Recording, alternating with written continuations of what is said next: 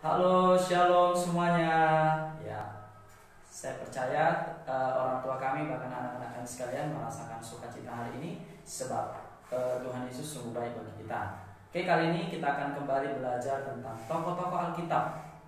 Ya, kali ini kita akan belajar dari semuanya bagi Bapak Ibu, bahkan adik-adik kami yang ada di rumah boleh membuka Alkitabnya. Ya, siapa lagi kalau tidak tentang kisah dari salah seorang nabi, yaitu Nabi Nuh. Oke, kita boleh buka Alkitab di kitab Kejadian yang ke-6 ayat 1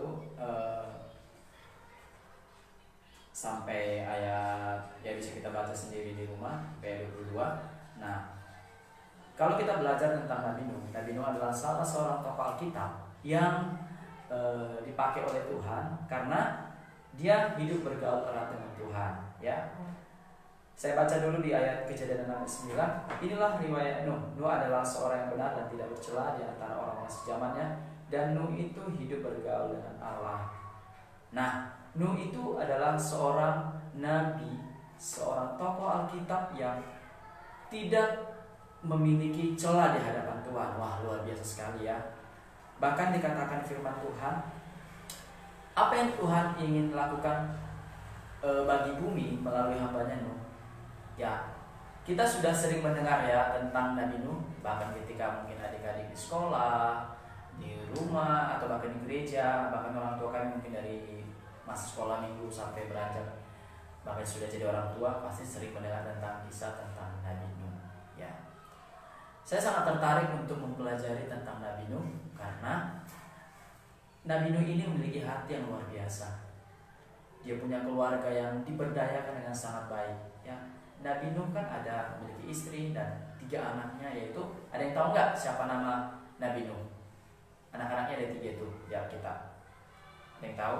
Ya, nanti bisa dibaca di Alkitabnya di Kejadian 6 ayat yang ke-10. Itu ada 3 anak dari Nabi Nuh, yaitu Sem, Ham, dan Yafet. Mereka itu sudah memiliki istri dan mereka bersama-sama membangun bahtera, ya, bahtera Nabi Nuh.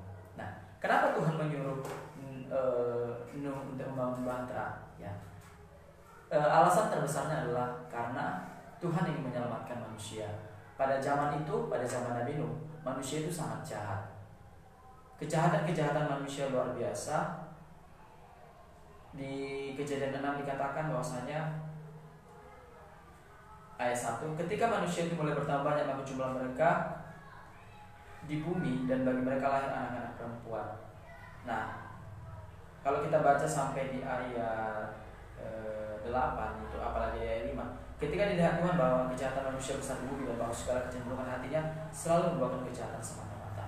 Ya, Tuhan pakai Nabi Nuh untuk menyelamatkan manusia. Apakah manusia itu mau mendengarkan tentang Nabi Nuh? Ya, tidak. Ya. Bahkan yang masuk ke dalam bahtera Nuh itu adalah istri, 3 anak, dan 3 menantunya. Ya. Ada yang tahu nggak? Oke, ini saya tanyakan untuk adik-adik dulu ya. Nah, terbuat dari apa nih bahtera yang dibuat oleh Nabi Nuh? Ada yang tahu nggak? Oke, kalau tahu nanti bisa di itu ya.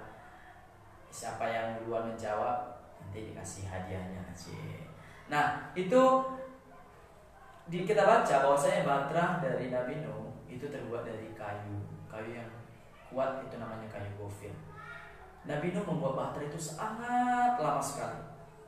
Dia harus paku, dia harus mengambil kayu, banyak yang dia lakukan untuk membangun bahtera ini selama lebih kurang 100 tahun lah, lebih kurang.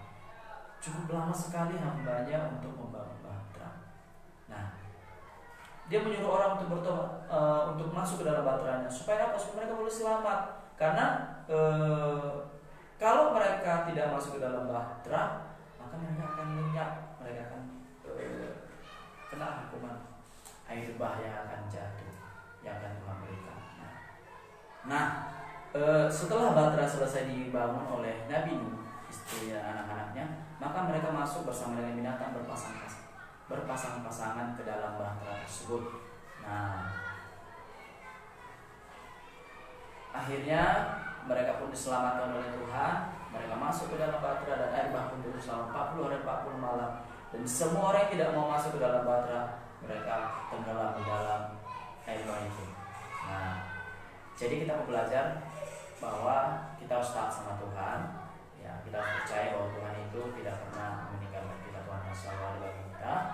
Ya, sampai di sini renungan kita tentang Nabi Nuh. Semoga ini boleh memberkati kita semua dan akan kita lanjutkan untuk pertemuan berikutnya. Tuhan Yesus memberkati. Shalom.